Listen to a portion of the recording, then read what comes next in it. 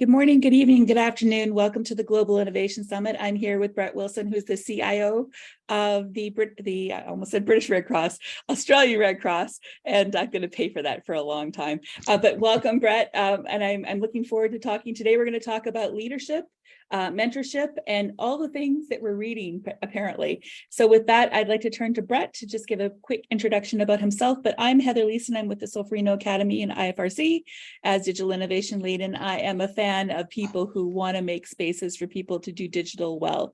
And so with that, I'm glad that we have Brett here on our little discussion today, where he can share a bit about his lessons both in the Red Cross and beyond around leadership. And so Brett, just please quick word on yourself. Thanks, Heather. A little bit about me is, so this is my first NFP. Thoroughly enjoying the challenge, been with the Australian Red Cross about 2.5 years. A little bit about my home. I have 2 teenage daughters who keep me on my toes, very supportive wife. And I think really what I'm really interested in around how do you develop leaders and how do you develop them into more leaders and obviously more from there. So that's one of the key topics today, and really want to share around some of our piece around transformation, and so where we are and where we're heading towards as well, and how you can really wrap in some of the leadership skills and the mentoring piece within obviously those lessons learned as well. Wonderful. And so when you say your first NGO, you've worked in other parts of the tech industry. Could you tell us a little bit about that? Yes, so my previous organisation, very different to obviously NGO or not-for-profits, which was construction. So I was part of the CIO for one of the second largest residential construction companies in Australia. Prior to that, I was working for Capgemini, so consulting. I was the Asia Pacific CEO for Capgemini, and then worked in the UK for a period of time with construction and also transport companies as well. So, but I guess for me, it's really around how do we add value to the organisation as well, and how do we create that sort of continuous improvement and linking supportive business processes to technology and innovation as well. What's a CIO, Brett? A lot of people don't know that is not a common thing in the Red Cross. So what is a CIO? What do they do? And why does that matter? There's a couple of different terminologies of it. I'm going to use, so it's around the Chief Information Officer. So my role is not a technical role. We're forward looking. We're sort of looking around. How do we support the organisation with technology? And really, it's about how do we look forward and create those strategies with technology? And it could be a process improvement, or it could be a new tech piece to drive the organisation forward. But for us, for Red Cross and all the national societies, how do we leverage off technology really to create more impact on the ground for obviously the people that we support as well? And then also for our supporters, how do we create some insight into them and around how their donations or how their time and effort is actually helping that impact on the ground, which obviously they want to closely connect to as well. So very much I have some amazing team underneath me that actually do all the technical bits and pieces, and from a delivery, sort of security, finance, and other bits and pieces. So I think it's really the key thing for my role is making sure that I move all the roadblocks out of the way for my teams to be successful as well.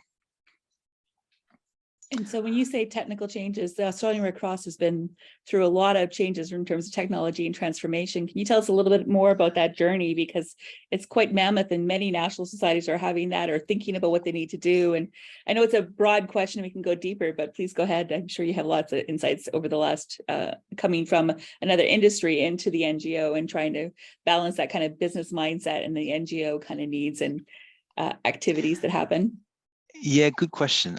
So as I mentioned, I started with Red Cross about 2.5 years ago with the remit of to drive transformation through technology to create the foundation. So the Red Cross in Australia could be around for another sort of 100 odd years. We're innovating with technology, and we're looking at how do we sort of use leaders to actually lead the large-scale transformations as well. So we're in that 4th industrial revolution at the moment. So we need some good leaders to do things, but we also need some great leaders to actually achieve some amazing things. So thinking about sort of where we are at the moment, and a quote comes to mind that maybe everyone should take some time to think about, which, as it affects everyone as well, which is, it's not about creating a digital strategy for our business, but it's about creating a business strategy for a digital world. the world is changing around us, and it's changing so rapidly. So what we did 12 months ago may not be appropriate now. Who would have thought that sort of ChatGPT or OpenAI is going to be the hot topic of this time last year? On that topic, ChatGPT, saw my daughter putting together a presentation. She saw me putting together a presentation the other night and questioned why I didn't just use ChatGPT to write it. So she was then saying, well, she went on to use ChatGPT to write some flashcards for a test.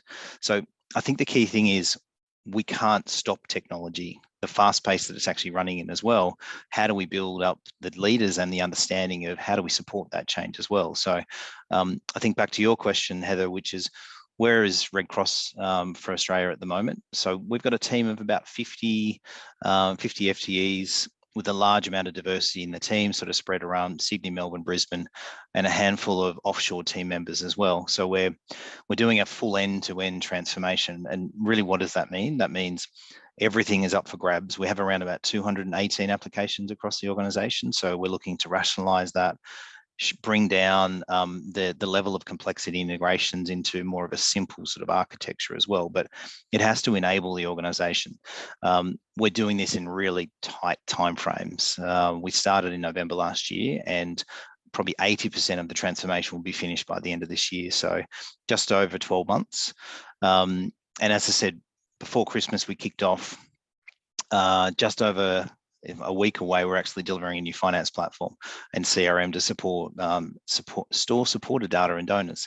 But we're also doing marketing automation. So what will that mean? We can actually communicate with our donors and actually personalize the journeys as well. And we can use a little bit of AI in there to find that sweet spot. If a donor is sort of normally might donate $10 a month, but if we uplifted them to 15, what is the probability of them agreeing to the uplift without actually really thinking about it? So we can really use technology, and that's what we're looking at. We're not looking at the shiny bouncing ball. We're really looking at how do we leverage off that technology as that foundational piece to shift us forward as well. And then in addition to sort of managing the Red Cross people, we're delivering core HR, which will bring all the cohorts, being members, volunteers, and staff into a single platform. So we haven't actually had this before. So it's kind of exciting that we're going to be able to determine, shift away from Excel and a whole bunch of other lists and determine who are our actual supporters of our organisation and who are the Red Cross people that are part of our organisation as well. And then leaning back to that fourth industrial revolution, which is around information and data. We delivered in March this year a customer data platform. So it stitches a lot of the data together for the website and socials, also pulls in a number of other sources, and it creates that single view of the customer to assist in sort of better targeting as well. And then looped into the top of that is an enterprise data platform, which will still bring in all of our legacy systems and platforms in and help us manage and govern our sets of data, so we can actually create that holistic sort of real-time map of our data, and then will enable us to do some real-time sort of reporting, whether it's out in the field or how we're creating impact, and then measure specific impact for specific appeals that we may run or programs that we might run as well. You know, I when I joined the Red Cross myself, I started talking about data and digital, and people are like, what does that matter for operational work? This is our work, our core work. And it got to the point where if I didn't figure out how to link everything I was talking about with technology to why it mattered to the core business and tailoring it, that it wouldn't land well. And that's a very hard task to do. And I think many people who are working in digital or data items across the Red Cross, Red Crescent are in that kind of conundrum of like, how do I talk about it? And so you just said that, you know, we kind of are focused on, you gave an example around donors, right? And so how we fundraise. I know that the Australian Red Cross has done a lot of work around AI and how you use that for fundraising and thinking through it. One of the colleagues who's a volunteer, he actually opened up our event on Monday talking about demystifying AI. And so I don't want to have the AI show, but I just want to say that, you know, if we don't land, you know, because we've had a couple of the AI shows already this week. This is about leadership, and definitely AI and leadership. Should the new leader be AI? That's a whole debate we can have another day. But my question is, or my comment is, when you think about how do you land the conversation around data or digital or how it matters to the business, what are some advice or guidance that you have for other leaders in the Red Cross as they're trying to do the transformations that you're doing? I think the key question there, or the key point in that question there is, how do you show the value instead of actually following, hey, we need some data and we need to be able to do this, this, and this. It's what are the pain points that the organization is facing? So if you look into fundraising, theirs is around how do we dig into the data a little bit more and then understand how do we create more revenue. But then you look at a marketing person and they would actually turn around and say, well, I really want to be able to dig into the data. So I think it's really understanding, getting out in the organization to figure out what are the pain points that they've got. And you need to get to a point where you're almost preempting what are the challenges they're going to face before they actually come up with them. And they'll think you're amazing. But obviously on the other part as well is it means that you'll become a trusted partner. Once you become a trusted partner of one or two of the parts in the organization, it kind of will be a bit of a snowball effect in a positive way, where people will be knocking down your door because they're seeing the benefits of data. So it'll be start small. Don't try and boil the ocean in one go. It's really about starting small, showing some value. And what we've been looking at is, how do we create that single view of the customer? And what is the outcome of that? It will give us a better approach to targeting customers for donor uplifts, or it might actually give us a better approach to maybe showing the impact of that money that obviously a donor gives us on the ground. And then on the flip side, it will enable us to then show at an impact level across the whole organization as well. So my advice there is start small, find an area where they're probably the noisiest area, because they're the ones, obviously, if you can try and address some of those pieces, but start small. Don't try and overcook everything in the first piece, but get some really good, and volunteers are an amazing source, is what we're looking at tapping into as well. Tapping into some external sort of technical resources who can help you along in the journey as well. And they provide really good fresh set of eyes, as well as sort of grads coming through as well. Wonderful. Now, earlier this year, you and I went to the Connect conference, which joined ICRC, IFRC, and many national societies with chief information officers and other technical leaders. And so you had an opportunity to get a kind of window into how transformation is happening across the movement and the network.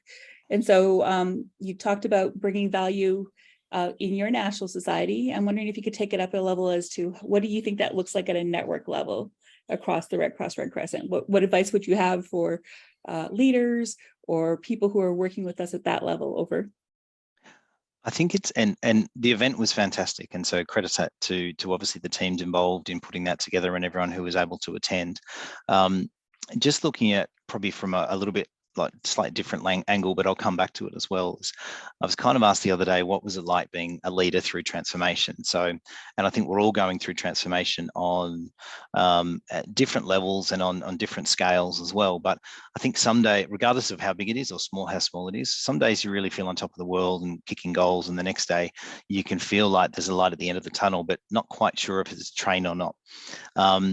What I found is really important about the Connect event is, how do we transform sort of our leaders, and how do we sort of connect together, and how do we bring everyone together to be able to share some of the knowledge? And we've got an amazing network of CIOs and leaders across the organization that if we brought everybody together, it would actually be a huge meeting of the minds. And so I think it's how do you tap into that? And that's what the Connect event was about. I went to an events dinner last night for an awards dinner, and there was a quote there, and from another fantastic leader, which was May Angelou, and it was, when you learn, teach, and when you get, give. So super powerful quote, and it kind of leads me into that point around how do you create better leaders. A few of us, the CIOs across the movement, have been working with the team, with obviously Heather and the Software Now Academy, around how do we use our knowledge and our experience to mentor upcoming sort of leaders coming through.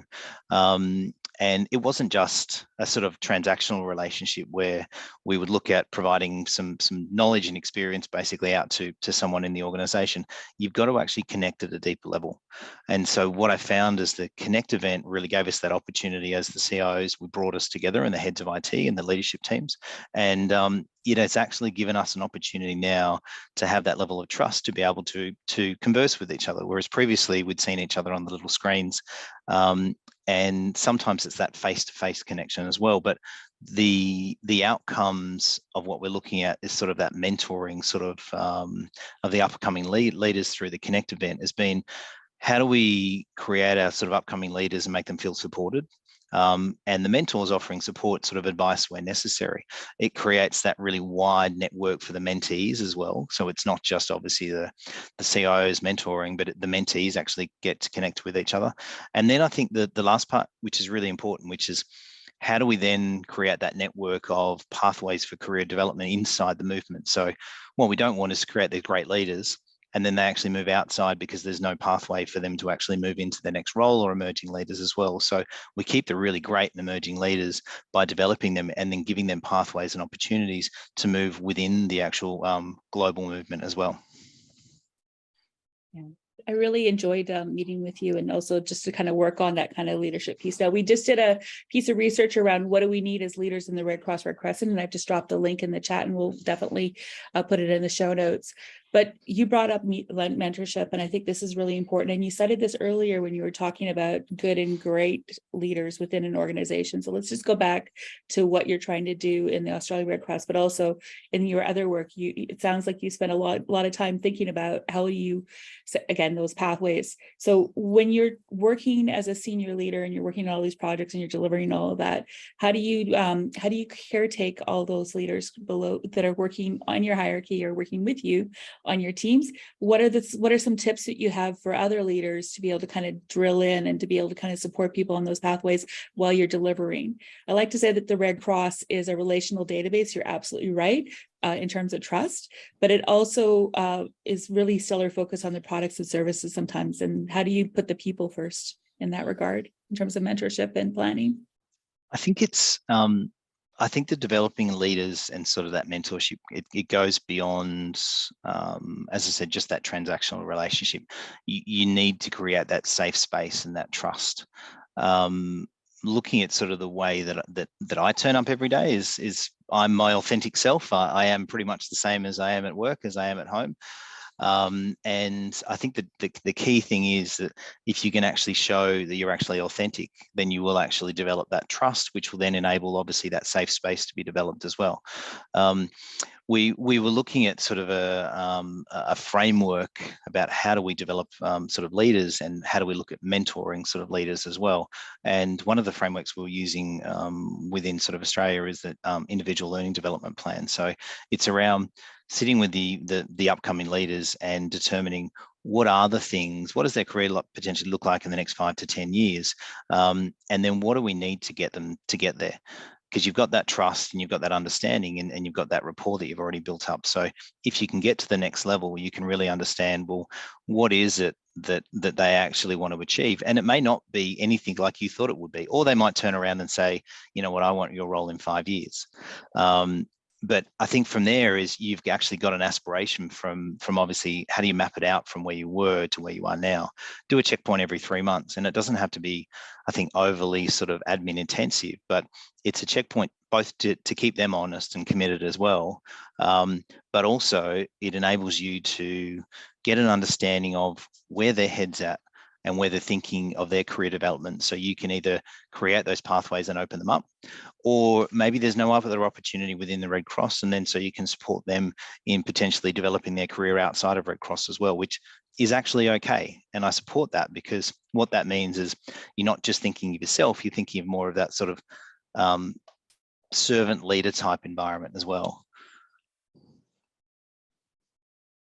We've had a couple more people join. I just want to let you know we're speaking with Brett Wilson, who's the CIO of the Australian Red Cross, and we're talking about leadership and mentorship.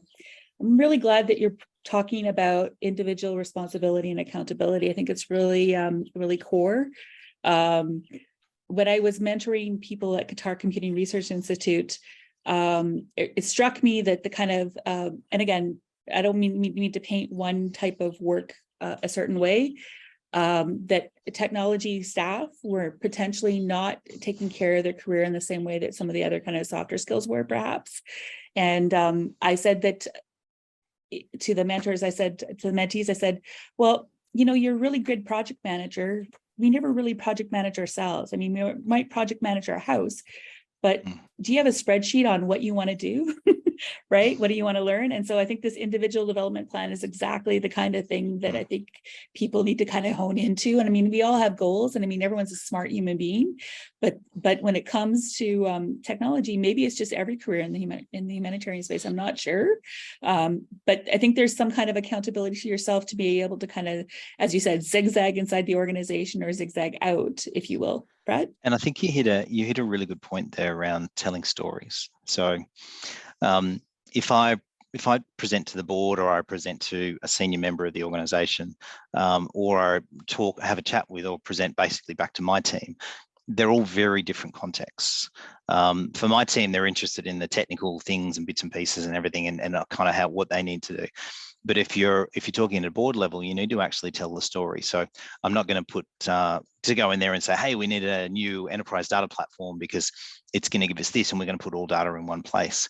The story around that would be sort of from the reverse, to say, we will actually get some insights into our customers, and what it'll do is it'll help us achieve our goals, because it will enable us to potentially uplift from a donor base of this to a donor base to this. So I think it's really important, one, the soft skills about actually telling the stories, but I think the second piece in there as well is make sure you market yourself out to the organization as well, because we have a bit of a tendency of sort of technology leaders across the globe, it's not just in Red Cross, of being really great at doing things, but we're not great at then marketing ourselves out to the rest of the organization. And part of that is the storytelling piece as well. So if you were younger in your career, that's just terrible. I'm sorry.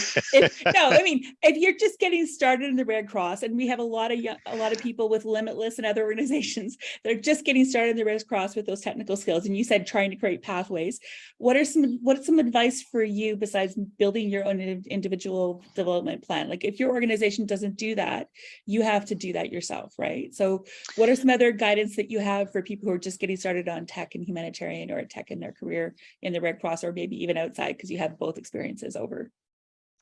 I think, and I am a little bit older, obviously, and so yes, I've been around a little bit of time. I'll hold you to that one, Heather. I think there are so many opportunities that are available now on the web and everything else, but I think it's finding a topic that you're actually really interested in. As I said, storytelling. There was a book by Michael McConaughey that was called Green Lights, and it was purely around what were the green lights that he saw along his sort of career and journey as well. And it wasn't always, he saw some sort of pathways that he shouldn't have gone down, but he went down anyway. But it was the green lights were kind of the guiding North Star. From a soft skills perspective, I don't think there's a right and wrong answer around you should go and focus on this. The key thing is, though, is being able to relate to the context of actually where you are at this point in time. So as I said, if I walk into a meeting with the board, it is going to be a different discussion than potentially that. So you need to be able to learn how to switch context between potentially a very technical discussion, or as technical as I can go, to more of a business discussion, to something totally different as well. So I'm not sure if there's a set of things that you could say you need to learn this, this, and this, apart from the ability to actually shift between contexts and shift very quickly, because it means that you can shift between meeting to meeting. And unfortunately, right now we're in a lot of Zoom meetings or a lot of Teams meetings, and there is no opportunity to sit back and reflect. But if you do get the opportunity to sit back and reflect, I think it would be a bit of a self-reflection on how did I actually do within maybe the course of that meeting or in the course of that discussion, and how would I have done it differently to potentially on if I had an opportunity to do it again. And it's not always perfect, and you walk into situations, and I've come out of meetings, large meetings, thought I didn't really do very well there, but seek some feedback. And that piece there is probably one of the piece of advice around soft skills is, no matter good or bad or what it is, it's still feedback around how you can improve, and make sure it's more than one person, because otherwise you're just going to get one person's view. But generally, when you go and present and you come out of it and think, oh, I didn't do a really good job, you speak to a couple of people and they go, it was actually really great. And I think give yourself credit for actually turning up on the day as well, because it's hard to actually stand in front of a lot of people or a small group and think as a leader, thinking, wow, I've got this, because it is a bit of a challenge at times. Yeah. Well, as Brene Brown says, get into the arena. Now you've mentioned Matthew McConaughey's book, so I've dropped that link in. You also mentioned before we got onto the call about Thriving Leaders. Is this the book? You also mentioned that one. Do you have anything else that you want people to read or that you're reading? I think it's always interesting because I think this is summer for North America and Europe and winter for you. But it's always good to hear what other books people recommend over. I think the other one is probably Blue Ocean Strategy. It's a great book if you get an opportunity to read it. It's about totally thinking differently and you can apply it to any organization. And it's not necessarily a technical book, but it's more about how do you look at things totally differently, and how do you overcome like obstacles when within an environment where there's competitive advantage. And obviously you may not have that as well, but it's a great book. You mentioned a minute ago around sort of the man in the arena, and I had a quote from obviously that speech as well, which was, and really what it is, it's about turning up on the day. And the actual quote was around, and it's from a Theodore Roosevelt 1910 speech around man in the arena, but it was around, it's not the critic that counts. So it's the man who points out how strong the man stumbles or where the doer of deeds could have done better. The credit belongs to the actual man or the person in the arena.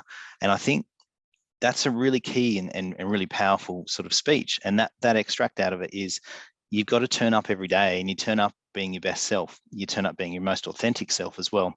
And people will actually see that as you as an authentic leader as well. And it's a really key piece, because if people actually can't see you turning up as an authentic leader, then the question would be, well, why would they want to replicate your behavior as well? So I think it's about how do we turn up every day and making sure you're actually in there, and you're going to get knocked down. So it's actually how do we help others and ourselves get up and have another go as well. Have another go. I'm actually going to see another arena soon. I actually think it's really important when you are going through that knockdown phase to reward yourself, right? And to, as you said, to give that thanks for, you showed up, you delivered something. I think we are our own worst critics, especially whatever stage your career is. And having that perspective from somebody else is really solid value.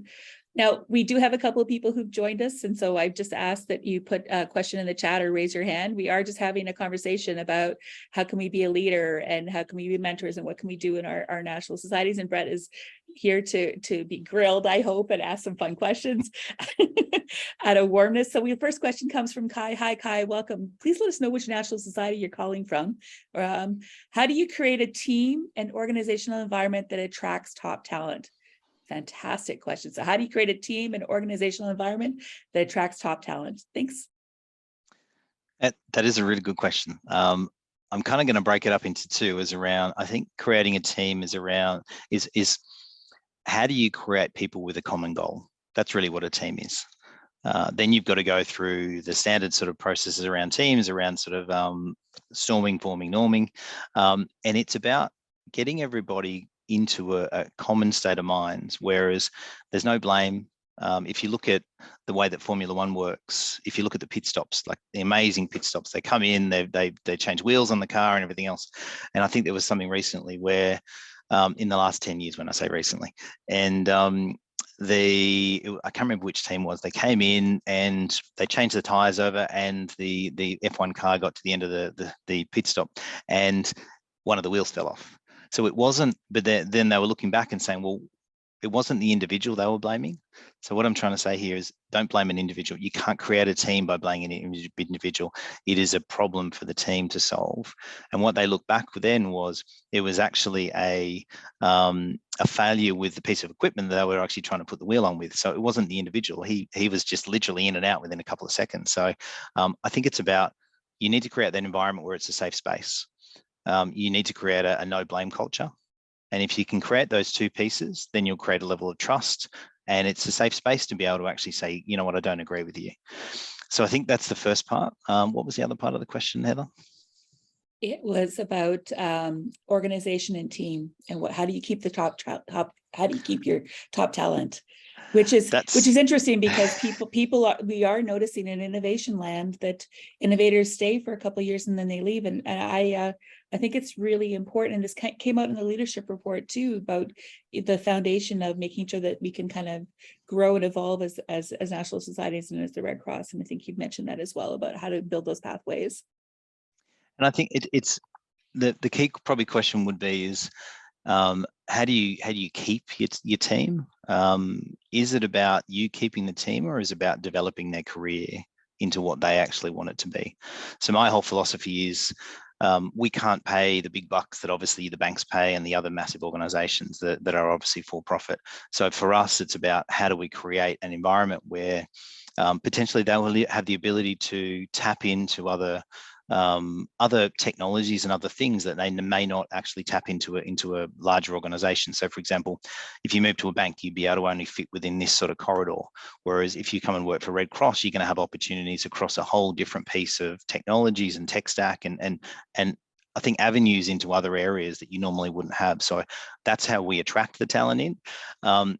Keeping them generally is a bit of a challenge at times. Generally, we're looking at around about sort of 3 years as sort of the general tenure for specific roles. But I guess the way we're looking at it now is where we're going through this transformation at the moment, we will end up with some really good foundations.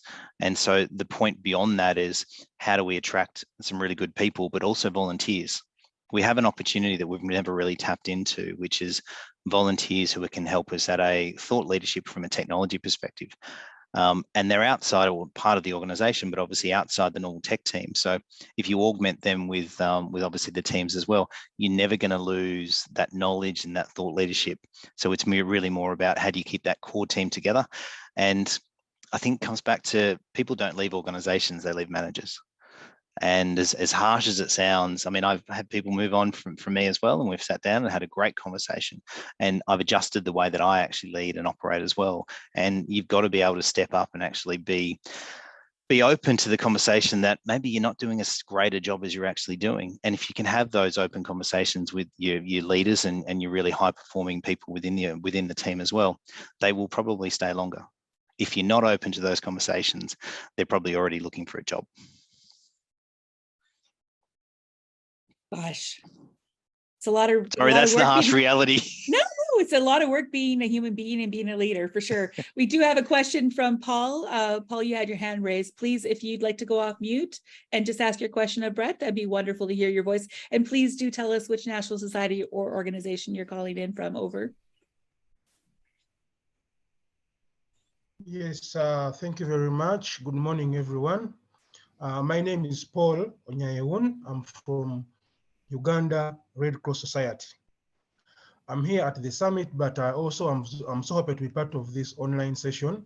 My question is to Brett. Brett almost hinted on it, but I am a volunteer, and the structure in Uganda is that we have a national office, then we have branches, but most times you'll find that the coordination between the leadership at the national office and at the branch, they're not coordinated.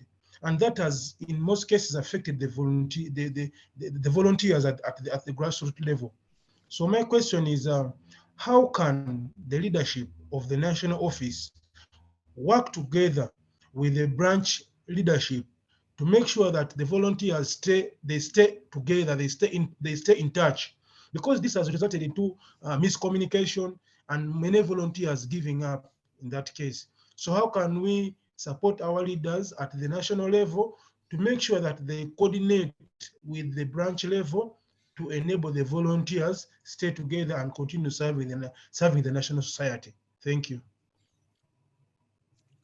That's a long question, Paul. Good question. Look, probably from I'm just going to look at the way we do it in Australia, which we have volunteer hubs. And so the hubs, then that's how they report, or that's how they communicate back into the whole of the National Society, which is the Australian Red Cross. It's sort of a work in progress. I don't think I can answer your question in full around how we're doing it at sort of an overarching level across all the national societies. But as I said, that's how we do it within Australia, with obviously the volunteer hubs. What we are actually also looking at is, part of our transformation as well is moving all of our volunteers, members, and staff into one platform, so an HRIS platform. That will enable us then to communicate as a whole out to all the groups and cohorts within Red Cross as well. But it'll mean also that there's feedback that can come in through there as well. Whereas at the moment we have a bit of a fragmented approach where feedback might come in from a hub, or it might come in from an individual volunteer or a branch. And so I wouldn't say that we've probably nailed it totally, but I think we're on the way through the transformation from a technology perspective of bringing everybody together. And maybe if you asked me that question in probably another 6 months, I might be able to answer it better, but that's kind of where we are at the moment. I don't think there's a sort of a silver bullet for that one to say we've actually nailed it, but I think we're on the way there just by bringing all the cohorts together. But I think, Paul, back to your point around there's got to be an avenue for communication back in, which I think possibly a lot of the national societies may not actually have, that is a consistent approach across all of the branches that you're probably referring to. Super. Anybody else have some? Oh, there's a question from Culturan. How can the IT department and CIO, Chief Information Officer, play a key role in the broader concept of innovation? Oh, okay. From the Norwegian Red Cross. Thank you so much. Look at you hopping around the world. It's kind of like around the world in 90 days, isn't it? I guess if you look at it, it depends on where your IT team really is perceived within the organization. So I think it's, if you've got an IT team who are very inward focused around, we're here to do servers and pipes and wires and networks, they're not really going to be at the forefront of innovation or anything that actually comes through. I think they're probably going to be more told around, hey, this is what we're doing and you're going to go and do it and support it. Whereas what we've actually set up is a business engagement team, and it is purely designed to actually go out into the organization, spend some time with, say, retail, and look at the retail strategy. What are we doing across the 180 retail stores? What do we think? What's that strategy for the next sort of 3 to 5 years? Or they might go and spend some time with Australian Programs, which is the delivery part of our national society. So what are they looking at in emergency services? You've got to be able to actually get out in the organization and spend some time in the organization rather than making decisions from back in the office in sort of that ivory tower effect. So my key point there would be, if you've got an IT department who is very inward focused, they need to start looking outside. They need to spend realistically, I'd say 60 to 70% of my time is actually not spent with my team. It's actually spent out in the organization, and you've got a bit of a balancing act to try and make sure you're actually leading your team. But obviously, on the other hand, if we don't have that relationship and we're not at the forefront of everybody's mind, how can they be part of that innovation if they're not really even looking externally outside their own team? And I think the key thing would be, it's not about technology, it's about what are the business pain points, what are the capabilities that we need to develop, and then how do we actually join them together with some really great technology, and how do we take the organization on that journey as well? Because you can put some great tech in, but if you don't have that change piece to make sure that you understand what the impact is when you actually put this great technology in, it will be not successful. It won't be as successful as it potentially could be as well. What do you mean, great change management? All right. So change management. So as I said, we're going through a transformation at the moment. We go live with finance in a week. Change management is really around what is the impact of the individual after the change. So we've got different sort of cohorts in there. So finance, what is the change impact? So we do a change impact analysis on the finance team and bits within the finance team as well. So like AP, AR, what is it going to look like for them on day one? If you don't take the individual groups or the individuals on the journey around what is it going to look like for them on day one, they will push back and they'll either not adopt the platform, be detractors for the whole transformation from a platform perspective, or just not be able to actually perform their jobs. So I think it's a mixture of what is the impact of the change from a technology perspective, but also process. What does it look like on day one, and take them on the journey? And I think it loops back to my point around how do you do that really good storytelling? And if I'm sitting in front of a finance team around, hey, this is what it's going to look like on day one, and I'm more talking about the technology, they don't care about the technology. They just want to be able to make sure that they can actually do their job on day one. So that's what it's really about, making sure that they understand what their role is going to be as part of the transformation, but what their job is going to be on day one. When you say transformation and change management, it's always about the people, right? And people's comfort to change. I read once that when we're talking about technology, or just take the technology out of the piece, when you're talking about behavior change and how much people can absorb, there is a rate of change that people can absorb before they reject, as you said, or get more comfortable, right? And so, yes, you can do the caretaking or whatever, but I read that it's like adults only change like 9% in their life. So here we're trying to do these massive transformations, right? Massive transformations. We're asking people to absorb humanitarian work, new technologies, and then just the ever-changing flow of complex systems. And so how do you keep the people at the center of all this change and forward? So yes, of course, trust and psychological safety, but what else can they do as managers and as leaders to try and kind of, lead, share that energy of change? Makes sense. How do you celebrate your small wins? Probably would be the key thing there. We tend to, this has been 7 months of just chaos for finance for us in this organization within Red Cross. And you've got to celebrate those small wins. If you're looking to the end, which is 7 months away, you'll go into what's called the valley of death, which is obviously within a project delivery perspective, where you get down the bottom of that sort of curve and everyone's change fatigued and they're tired and they kind of want to, they're thinking we're never going to get to the end of this. But if you celebrate those small achievements and the small wins, and make sure you market it out to the organization as well around what you've achieved, you will gain more support from the organization, because they'll actually see that you're doing things. There's nothing worse than a project where you've got a project that's delivered in 7 months and you get no updates till 3 months before it. So celebrate those small wins. So little things for us was, we went through and finished what was called vision and validate. So in other words, what was the vision of obviously what we were going to look at for finance, and then we're validating what it is. So small achievement there. And then we got questions about the project to say, well, tell us a bit more about what it was, because they got more interested. And then once you get people engaged, they're actually coming along the journey with you. And then as we got to UAT, so user acceptance testing, which was a bit of a hard slog from where we started to where we got to. And the team did an amazing job, and it was a mixture of finance and projects teams, other teams.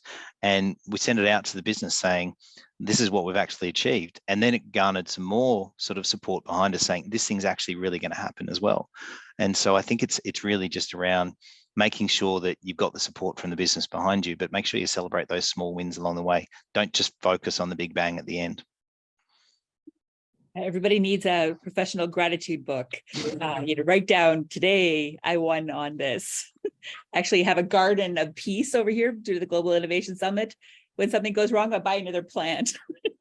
We do have one thing that our head of people and culture has brought in was these Blue Spark Awards. And it's about how do you show recognition for people who are doing an amazing job, and across the organization, certain things as well. So you can put anyone up for a Blue Spark Award. So anyone in your team or outside of your team as well. And for them to get recognized, because it's great to feel recognized for some of the stuff that you actually do. And this is a really good opportunity and an avenue, a pathway to actually do that as well, instead of just an email that comes through. Yeah, no, I think gratitude and giving thanks is incredible, important. We do have another comment or question. We have 10 minutes left. If you do have comments or questions, please do raise your hand or put it in the chat. I'm just going to read this one out for the video, folks. And leaders play multiple roles, not just leaders of their team, but also they have a responsibility to their peers. How do you stay engaged and supportive of your peers throughout this transition? It is really, as you said, rocky, and so how do you work, how do you take care of the teams and the peers as you go through that journey? I think it's been a little bit more difficult since we all started working from home. Previously, you were in the office and you'd spend time and those water cooler conversations, or you'd say, look, let's go and grab a coffee, or if you're potentially partaking a beer or something in the afternoon as well. But it's harder now, I think, that we're all remote, or more remote than we used to be. But I think it's really just how do you create an informal environment where you can check in on a peer, and it then turns into a conversation potentially around work. But I think it's about creating that. And as I went back to before, how do you create that level of trust? So someone's not just ringing you up to say, you know what, I really want this. And I think it's creating that rapport and that trust to be able for me to ring up one of my peers and say, how are you doing? And then move into, I really need your support around this. And I've already built up that rapport. So yes, they're going to probably question me, but I think if you've already got that trust and rapport already there, communication, and that's really the key. You can't over communicate with your peers. The more support that obviously you need around transformation, and at the time of transformation as well, with so much change, is if you can support them and they can support you, it will make the change a lot easier, but also potentially more successful as well, because you're all coming from the same place. And if you all get on the same page, then it creates more of a cohesive leadership team and set of peers that actually are driving things forward, rather than me driving things forward in my way and someone else driving their things forward in their way as well. I think you're right about the digital is pretty hard to be warm and coffee or beer. Thanks, Kylie from the Australian Red Cross. We have another question from Indonesia Red Cross. It's Anissa. Hi, Anissa.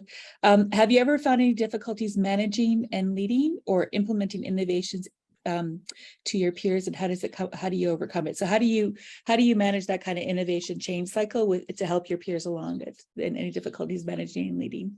Thanks. It's not easy. I think sometimes kicking and screaming, and other times we've got other parts of the business leading us along to try and get to the end as well. We're only really early days around this transformation. We have a huge task between now and the end of the year, where we've got delivery of foundational for finance, CRM, marketing automation, digital data and platforms. So there's a huge amount between now and then. We're quite fortunate that we have the following and the support of the board within the Australian Red Cross as well. So they're very supportive around, we have to change, we have to obviously adopt into and shift into this digital sort of world that is changing around us. I don't think there's the same thing. There's no magical thing that I can say, hey, if you can go and do this, then obviously it's going to work for you. But I think it's the cycle of change for us at the moment is 12 months. So for us, it'll be, we will look at where we are every 12 months, potentially every 6 months for some of these things as well, and determine if that's the best approach. But other times, I think it's going out in the organization, and from a technology perspective, from an IT team, is spending time out in the organization, understanding what they actually want and need, what are the capabilities they need to develop, what are their pain points, wrapping that back into a technology sort of strategy, and then it's clearly articulating that. And it comes back to the same thing. What is the best method of communication? So for me, I get hundreds of emails a day. Email's not great for me. It's kind of soul destroying. So I've said to anyone across the organization, if you really need me, just drop me a message on Teams. So I'll generally, I'm sitting in meetings most of the time anyway, I'll send you a message back and we'll find it. And so I think it might be, hey, we're interested in doing this. And then I'll then say, okay, that's an opportunity for this team to go and look at. So I think it's a bit of a sort of a toing and froing between the business and IT, but I think if you can actually come together as one and actually move forward as one. When you get to that point and you get through that cycle of change, it will almost be that continuous sort of level of change. And we should be looking at, how do we adapt to the external environment and the changes in that? Not just, we're going to develop a 5-year plan and blindlessly basically look to the 5 years and get to the 5 years and go, wow, it's actually not what we thought it was going to do. Technology, and I think the world around us is changing so much, so rapidly. If we don't continue to evolve with it, and we don't continue to look outwardly, but also inwardly as well, around how do we need to change the organization together.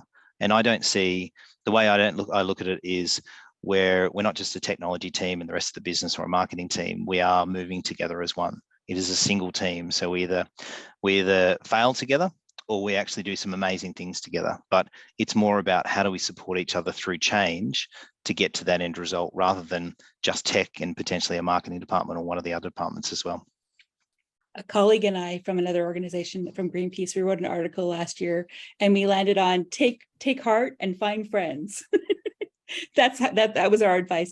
Now we do have about 4 or 5 minutes left in this, and I'm just really thankful for all the questions. If you have one last question from the peers, I do have a question for you, and this is for everybody online as well. We are doing a little bit of a humanitarian vault, a future vault. Okay, so I've dropped a link in the chat for those of you who are there, and we're asking for people for key insights that came from this session. So if you do have a moment, just in the drop down, you'll choose digital and then choose Ask an Innovator.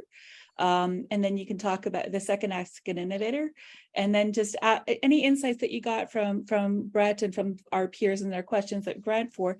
But here's my question. What's your advice for the humanitarian leader of the future? And again, this is for Brett. And so just take a minute and take a little bit of pause. And everybody who's online, if you want to just put it in the chat, what's your advice for humanitarian of the future to be a good leader or mentorship? Like just thinking about what Brett's talked about, what's your advice?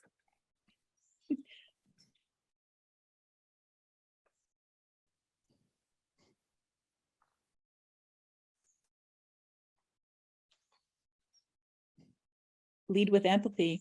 Thank you so much. Yeah, for yourself and for your team, I think, right? Is that leaders on the line piece?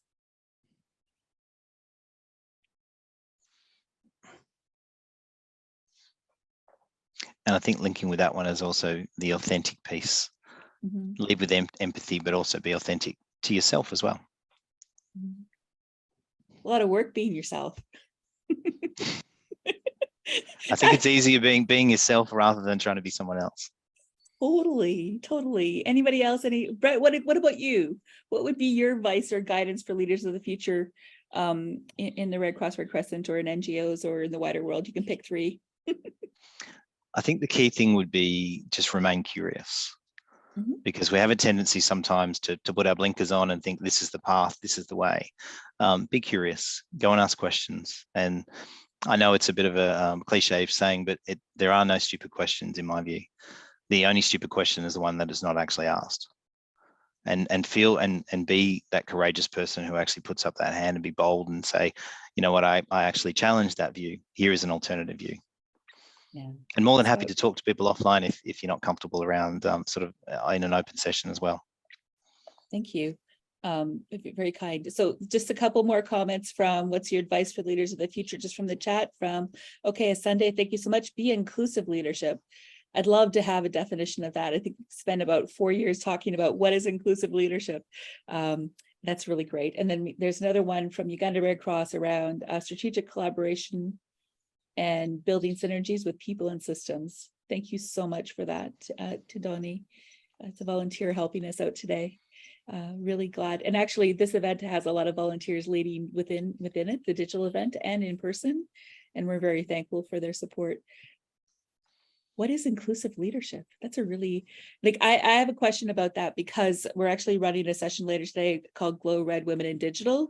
In the tech space in the Red Cross Red Crescent, there's not a lot of women in senior positions. So we are very interested in kind of fostering that. So we partner with Glow Red, which is working with governance and boards and senior leadership in across the world.